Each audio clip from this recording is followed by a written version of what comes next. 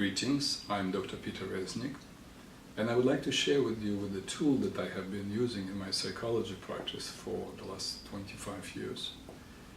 The tool that you cannot live without, even for one day. Though you may say to yourself, wait a minute, this guy is exaggerating. I'm not. In fact, I'm playing it down. You could not live without it even for an hour. I could not live without it.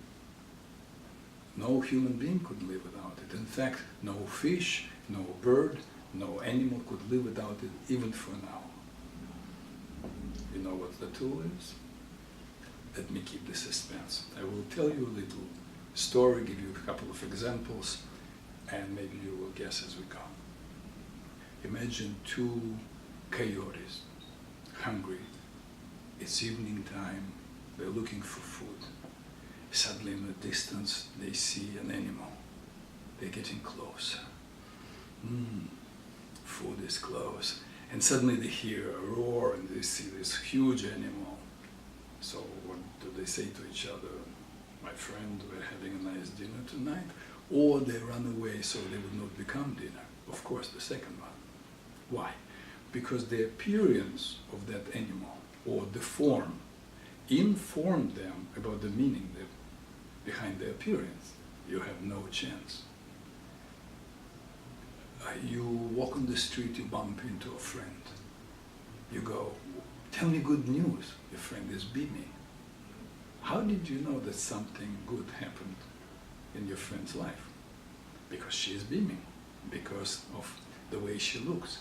Her appearance or the form informed you about the meaning behind the appearance. You go to buy vegetables and you know for sure which ones are wilted and which ones are fresh. Why? Because of the appearance. The appearance or the form informed you about the meaning behind the appearance.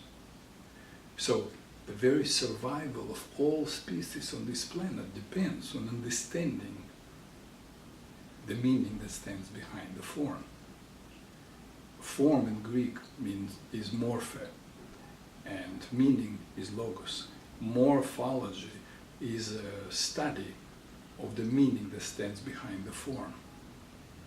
Human morphology is the study of the meaning that stands behind human form.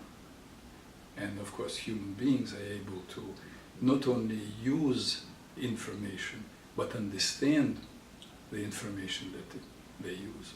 And so the study of human form began thousands of years ago. In fact, the Chinese developed their own system of understanding the form. The Indians, through Ayurvedic system, developed their own system.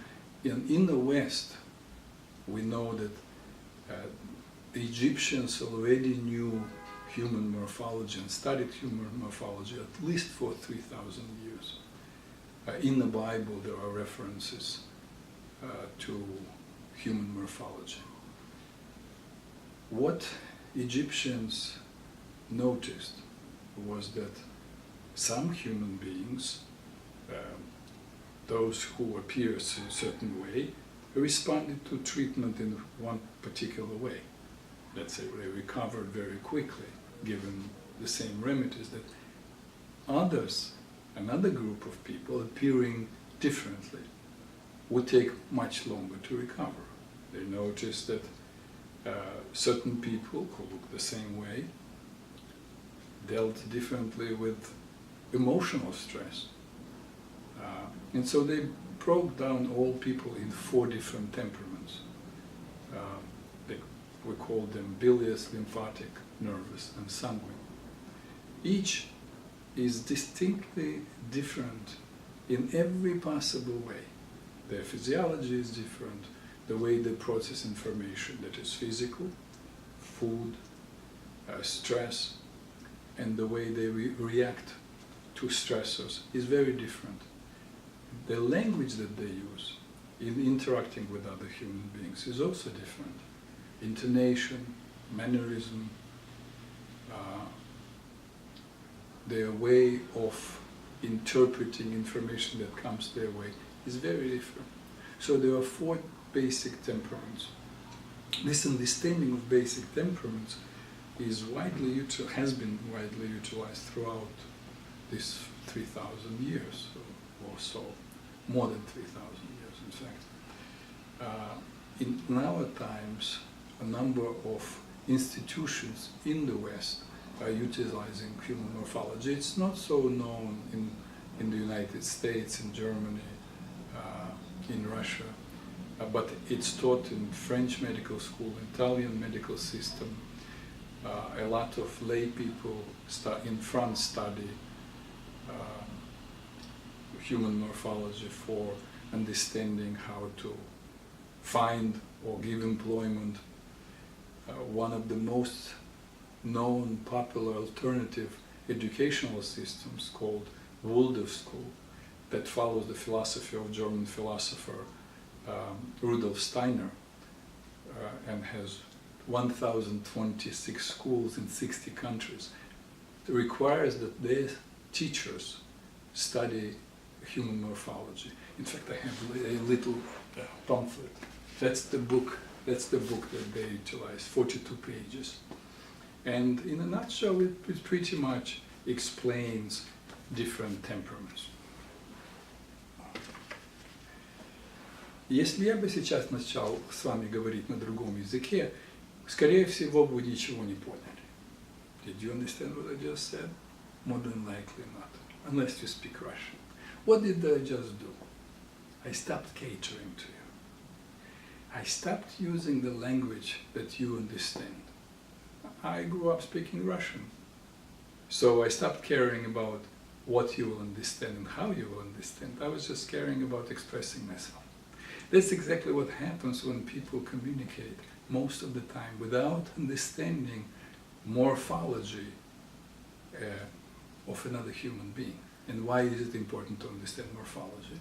As I said, the appearance can tell people of the meaning that stands behind the appearance, of how this person interprets reality. What language you need to speak to this person. I'll give you an example. One time my wife and I went to buy furniture, and we walk in the store, and a gentleman approximately my age, so he's experienced, supposed to be experienced, walks over to me and goes, "Hello, my friend, we'll take very good care of you." Now, I'm not a person who first of all, he is not my friend. I'm not a person who likes to be touched when we just met, when we're strangers. Somebody else would be actually touched and feel that the salesperson is very warm.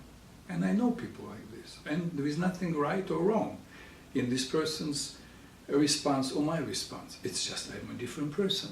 If this salesperson knew morphology, looking at my face, he would understand exactly what to do.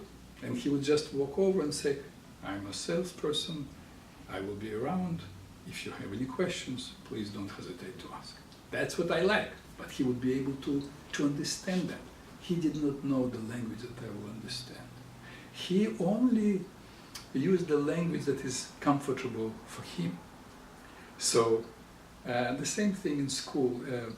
The Steiner school that I mentioned requires the teachers to understand their own temperament and the temperament of their students. Because only understanding yourself, you can understand how you feel about your students. So to address your own insecurities, your own prejudice, your own needs, you have to know that they are natural needs, and then some just learned behavior.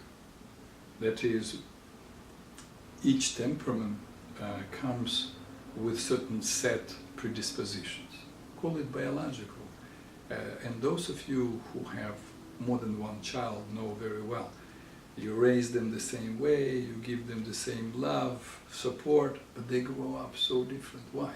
They are different from day one, because they have different predispositions. And if these predispositions are natural for them, the best is not to find them, but accommodate them. The same thing about yourself. If you know this is natural, you came with it into this world, and again you look at your face and you know what is natural, what you arrived into this world with, and what is learned. Something that is learned can be unlearned, can be relearned. You can change it easily. So you change if it's necessary. But something that is part of your basic temperament and your body type, that's very difficult to change. It's much better simply to accommodate it. So, with that in mind, as I practiced human morphology, I decided to write a book that would not only teach about temperaments, but teach about and give much more information than in 40 pages about different temperaments interacting and what is best match, what is a challenging match in a relationship. And it doesn't matter whether it's your romantic partner or it's your student or it's a new person you meet and possibly this person can become a friend. You still have to find the best language to address this person. And you will find that if you have a person who you say, we really understand each other, it means you really speak the same language. You found the key without knowing morphology. In fact, morphology evolved from what? From people through intuition discovering the tools that I systematized, or of course human morphology systematized. Again, I did not come up with anything new or original. I just packaged it in a way that is easy to learn and utilize. And that's shortly about human morphology.